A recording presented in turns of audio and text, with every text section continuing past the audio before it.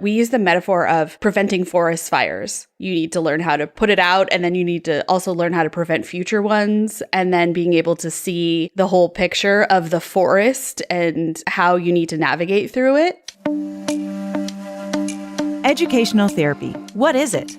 How does it help students reframe educational experiences? How is it different from tutoring? And how do educational therapists work in harmony with teachers and parents to help the learning process? Today, we feature a conversation with two educational therapists about learning to learn. That's ahead on episode 125.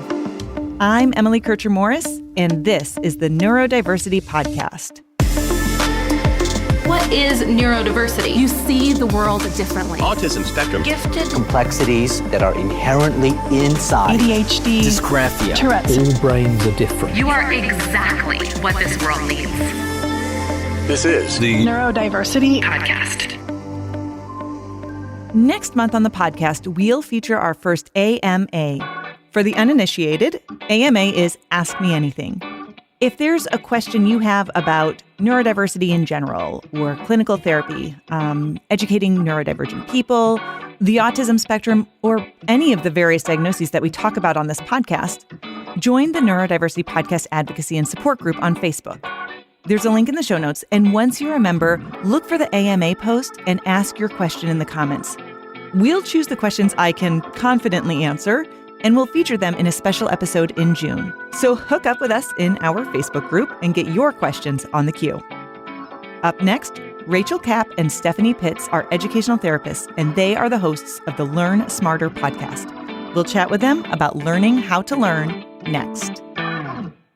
Gifted and special ed administrators and educators, we have officially released our new training course, Strategies for Supporting Twice Exceptional Students, hosted by Emily Kircher-Morris. The course is a multimedia experience combining video elements, printable support documents, audio and video clips of experts in the field of gifted education, and real case studies. It's broken into 6 modules and comes in 2 versions. One designed so directors and administrators can conduct a classroom-style learning experience. The second version is for self-study, so participants can take the course on their own when it's convenient for them. The course is entirely in the cloud, and each module ends with a review quiz. Then a certificate is awarded that can be used to track continuing education credits. Once again, it's called Strategies for Supporting Twice Exceptional Students, and it's available now. Find the link in this episode's show notes, or go to neurodiversity.university. Or if you prefer, call the Neurodiversity Alliance at 929-445-8255. You're listening to the Neurodiversity Podcast.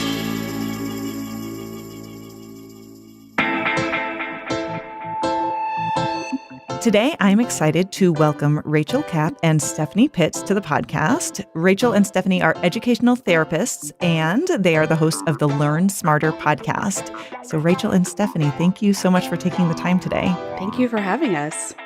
So I want to start off by asking this, because this might be a new framework for some of our listeners, but what does an educational therapist do? We have similar but different definitions. But Okay. basically, my version is we teach kids how to learn and who they are as learners. And we do that through one-on-one work, teaching them skills and strategies for a toolbox. How would you define it, Rachel? We are educational therapists, which means we work one-on-one with learners with different learning profiles and learning strengths and weaknesses. And we teach them how to learn through their strengths and how to use their strengths to support their area of stretches and growth. So I'm in St. Louis. You are both in California, right? Mm-hmm. As I was kind of researching and preparing, I was looking and I found the Association for Educational Therapists, but I did a search for Missouri and there was one person and I couldn't even find that person's website. So what's up with all that? Educational therapy is unfortunately very regional. And it's one of the reasons that Steph and I started our podcast, because we wanted to expand both awareness and access to the work that we do, because it can be really, really transformative for the learners that we're lucky to work with. And we also wanted to level the playing field. We didn't want location to be a stopgap for parents getting the resources and other professionals getting the resources from our perspective. So ed therapy is expanding, and I'm proud to say that a lot of our listeners have been exposed to the field and are considering it as a career change as well. It's definitely not tutoring. Okay. And it's also not, it has not been around for that long. It's been around for about 40, 45 years. Right. As compared to other things like speech therapy, etc. So it's a newer field that is definitely expanding. Yeah. But it's not as well known and fast as we'd like it to be. I think it's also important for us to sort of clarify the distinction between tutoring and the work that we do as educational therapists, because tutors are content focused. That's not our framework. That's not our area of expertise. We've done our job well when learners are done with educational therapy. And rather than being focused on the content, we are focused on accessing the content and the skills and strategies necessary to get in touch with the curriculum and the content itself. So we're coming at it from a much higher level of both education and background and perspective. Tutors are great and they absolutely have their place. And sometimes we collaborate with tutors. But the goal is to teach learners how to do it themselves. You mentioned a framework, and I'm sure that every child is different and how you support them is individualized, but is there kind of a clear framework or process that you use when you're working with a child or their family? Well, we created our own that we use to go through the different stages of treatment and helping them get to a place where they can hold themselves up. It's not something that is from the body of Association of Educational Therapists or anything. So this is very much our own. We use the metaphor of preventing forest fires, right? You've got a fire, you need to learn how to you need to learn how to put it out, and then you need to also learn how to prevent future ones, and then being able to see the whole picture of the forest and how you need to navigate through it. Mm-hmm. So it's ABC. The first part of the work that we do is the assessment period. For us in the work that we do with our students one-on-one, and it's important for us to clarify that distinction that educational therapists can and do work differently. So for us, the assessment period is the first 4 to 6 sessions where we're figuring out who the learner is. We obviously interview the parents. We're very familiar with neuropsychs and psychoeds and IEPs, but we really believe in looking at how the student is presenting in front of us too, and sort of amalgamating all that information. So it takes us about 4 to 6 sessions to really get a feel on that. And then the B is building, and now we're building skills, tackling what is challenging and frankly, what learners are avoiding, because we come from a perspective where if a learner or a kid can, they will.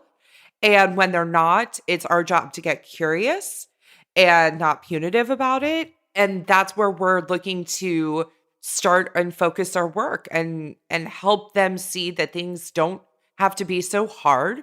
That's where we start putting together what is going to work for that particular learner, building that toolkit and helping them understand what strategy works for them, why they use it, and when to use it. And then the third part of our process is competency. We are looking at their ability to self-select the appropriate strategy for the appropriate task. We're looking at them advocating for themselves. We're looking for them to come to session with a plan that's appropriate for the work that we're doing, that's goal-oriented.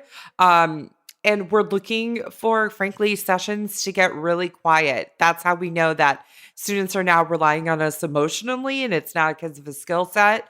And that's when we get to have our favorite conversation with parents, which is we think it's time to scale back.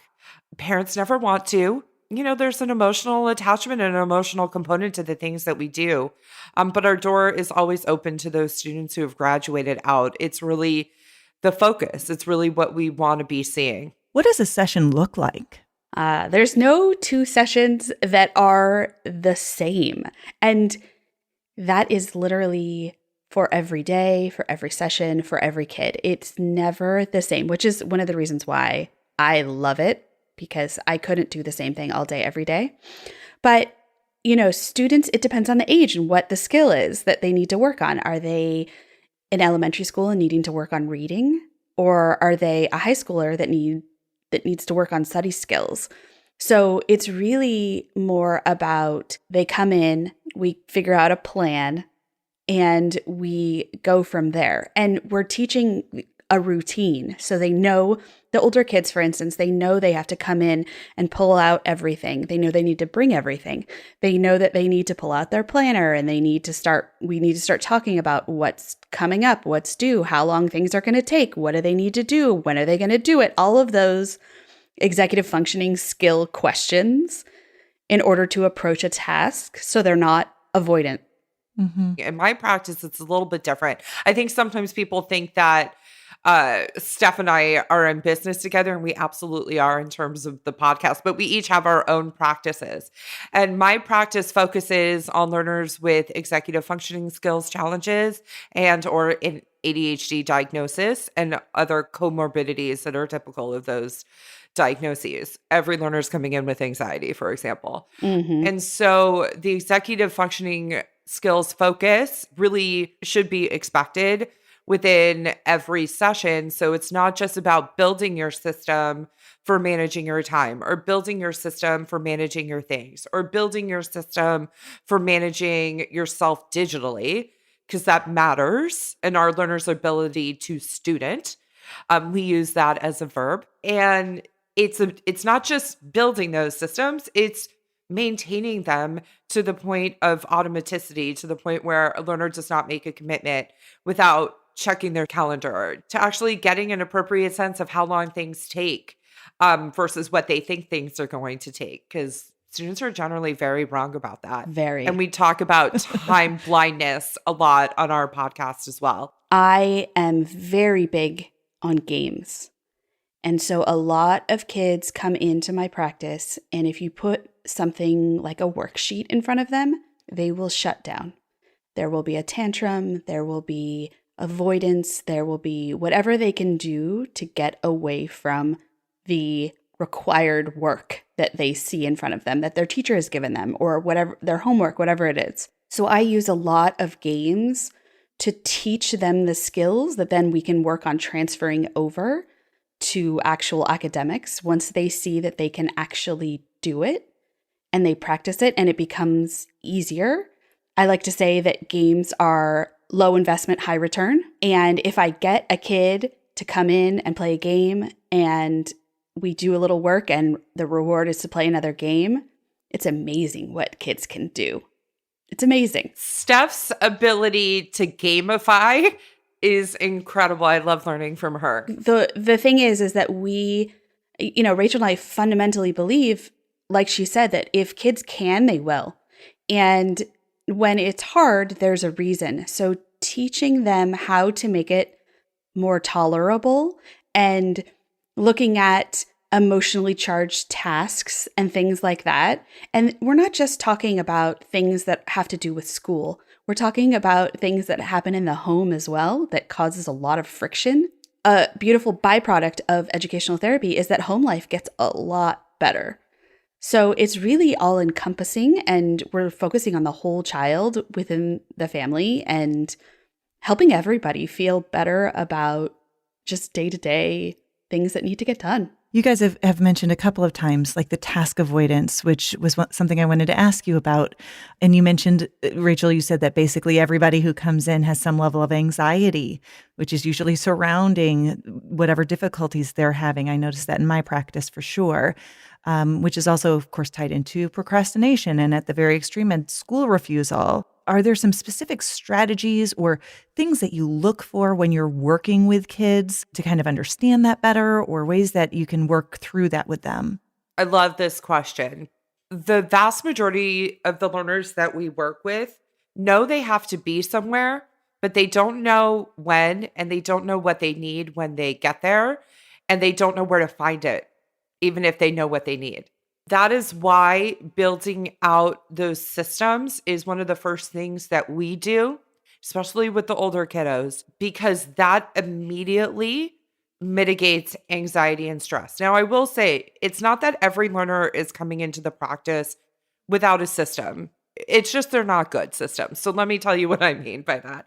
Learners who struggle with executive functioning have a tendency to try to use a lot of tools and try to use a lot of like things to organize themselves. And what that ultimately does is it creates too many things to manage and not enough strict rules about where things are. And it's not their fault. Oftentimes the adults or teachers or parents in their life are like, here, try this, or here, have a notebook for every single class. And then why are we surprised when the learner loses the notebook, right? It's the kid that has 45 pencils.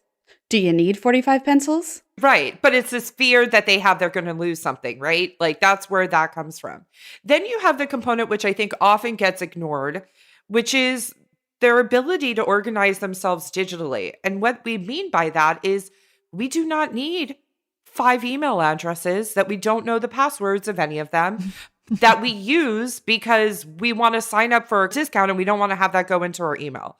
So we need to get in there and simplify everything with the rule that one place is the only option of where it can be. We need to teach them how to use the computer so that they're actually able to find the assignment that they did. There is nothing worse than knowing they completed it and they can't find it because they can't remember if they did it in Word or Pages or Google Doc. That's the worst. Then you have the component that learners really, really, really over-rely on their portal. An online portal is not a way of managing yourself. It is a backup, not a plan. And we really have to come in there and teach them because as we all know, any of us who work with these kids and see the portals, and, you know, Steph and I have done a lot of talking on this since the pandemic. We have, I went back recently and I listened to like our second episode and we're talking about how much we hate portals. And that was 4 years ago. And parents finally saw it in the pandemic. Look, teachers are great, but they use the portal the way that they think they should use the portal, which means that every single teacher is using it differently. And then some teachers are like, well, I don't like the school portal, so I'm going to have Google Classroom. Well, now you've created a whole nother website that they need to check on the daily, but they're not thinking about it from that perspective. So I'm not coming at teachers. And then sometimes teachers don't use the portal and don't upload all their grades until the end. And then we find out. So it's really helpful in terms of mitigating anxiety from the get-go in getting that sort of together in a way. And this can be uncomfortable for learners because kids with executive functioning challenges love to focus on like the formatting. They have to make a Google slide presentation and they're spending 2 hours picking out their format, but like they haven't written the content. So you're laughing because it's true. And I'm laughing, actually. Is it you? Yeah, I'm laughing because I'm offended. Yeah. Yes. I'm feeling very called out by all of this. It's okay, Emily. Just write the content first, and then you can have fun and play. That's so funny. I didn't mean to put you on blast there. So this is where anxiety comes from. And also just not knowing how long things will actually take. Steph, do you want to talk a little bit about time blindness and the impact of that? So time blindness, it is not knowing how long things should take and how long they actually take. So one of the things that we teach our learners is about time. What does a minute actually feel like? I have kids in session. I do an experiment with them to see what they feel is a minute and how off some of them really are. I have them look at what a minute feels like when they're doing a preferred activity versus a non-preferred activity. I have waited 5 minutes. I just sit there and I'm just quiet and I'm telling them, let me know when it's been a minute, and that I just start, and I've sat there for 5 minutes. And that's when they were doing something like looking at social media. So when you ask a student or even an adult, I work with a lot of adults as well who struggle with executive functioning personally. So this is something that comes up just over the span of your life.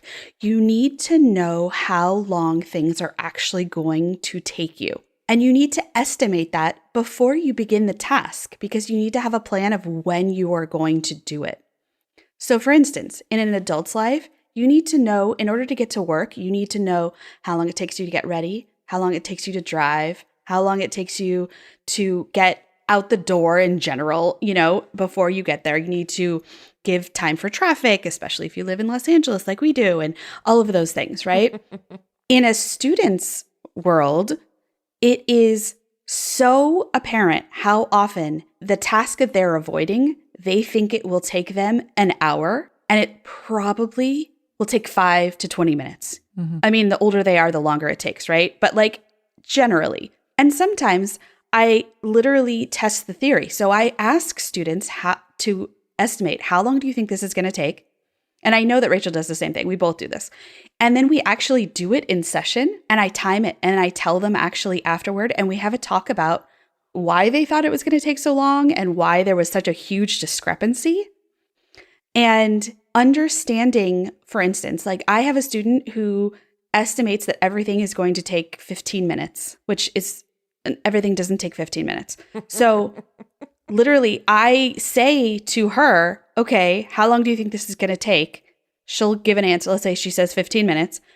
And I say, okay, we automatically double whatever you think it's going to be. We've already been to this movie so many times, and the ending is always the same. So there's a script, right? So if I say to her, automatically, we have to double, then she puts it down. And guess what? Usually it's right about that amount of time. It's an important thing for relationships too.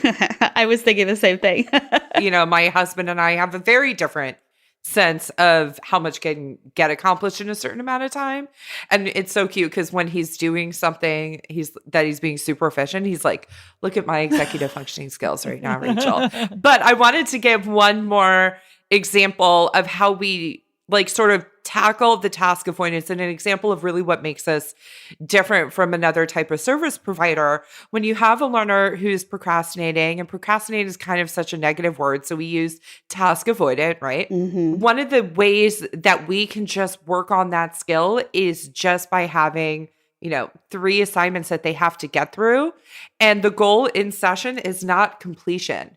The goal in session is starting those 3 assignments. Mm-hmm. And that's something that can make us very, very different from other providers, because you're not necessarily walking out with something completed, but the point is to get their brain primed and ready, and for them to see that even by devoting 8 minutes to thinking about something, oftentimes that can be enough to sort of set them on a path and know where exactly they need to pick up when they're working independently and at home. Yeah. And things like what order you do things in makes a huge difference. And a lot of times kids will just, if you ask them, they'll just say whatever's on top, or they go in order of classes throughout the day because that's how their memory works, because they're not writing it in any sort of calendar, by the way.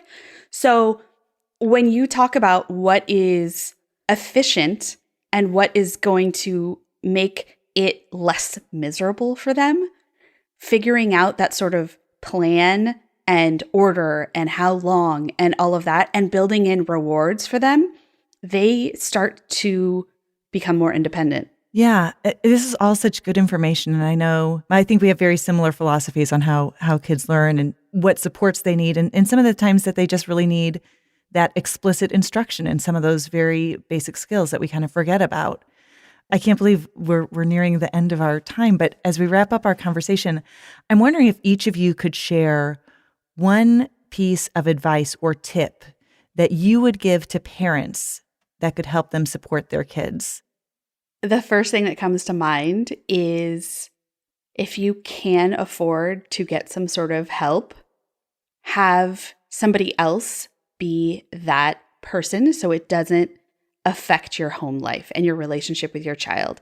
The relationship where the parent is anxious and constantly checking the portal for grades, it becomes a huge point of contention, and lying starts happening, and there starts to be a lot of emotions and things like that. So if you can somehow step away or let your learner try to figure it out themselves if they can, that would be my biggest piece of advice to really preserve their relationship with their child. Because even I remember as a kid fighting with my dad about math homework, and it's still in there, and I can feel it, and I don't like that feeling. So if you can separate your relationship, homework isn't everything. Grades aren't everything. So if you can somehow find a system and a way to get everyone's needs met, I feel like that is a huge game changer.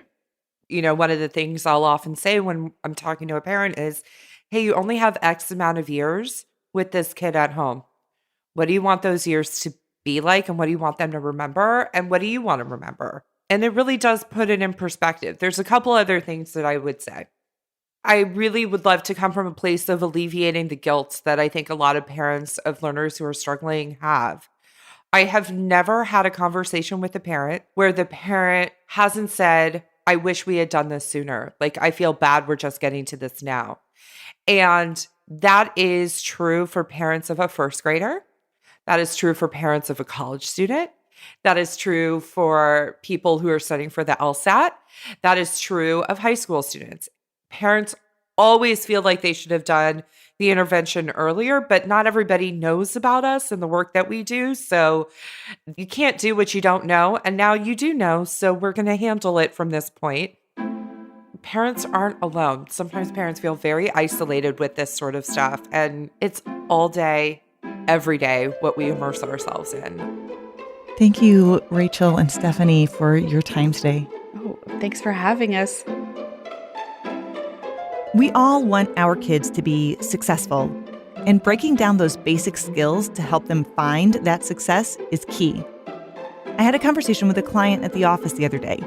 He was lamenting the fact that now that he's in high school and college is looming, that, quote, nobody ever taught him how to study. I get it. For many of our neurodivergent kids, if they are compensating for other skills, we really may not realize that they need additional support in some areas. What is often needed to fill in these gaps is explicit instruction and support to build those skills. Whether you're a parent, educator, or someone else who loves and supports neurodivergent kids, connecting them with the tools they need to succeed is always worth it. I'm Emily Kircher-Morris. I'll see you next time on the Neurodiversity Podcast.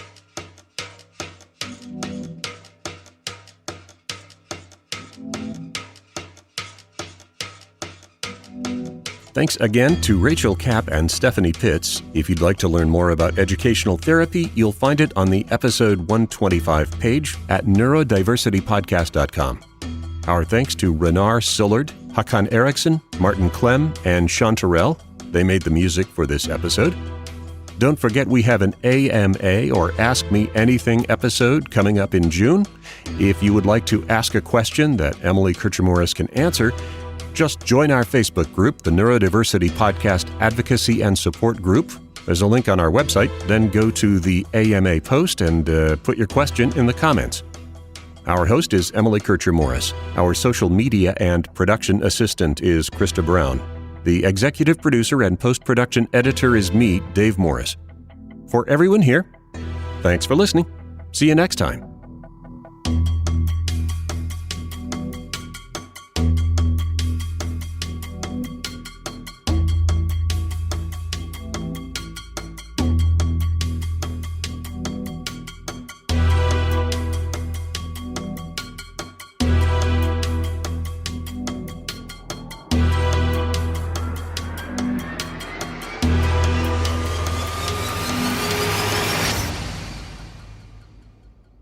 This is a production of the Neurodiversity Alliance.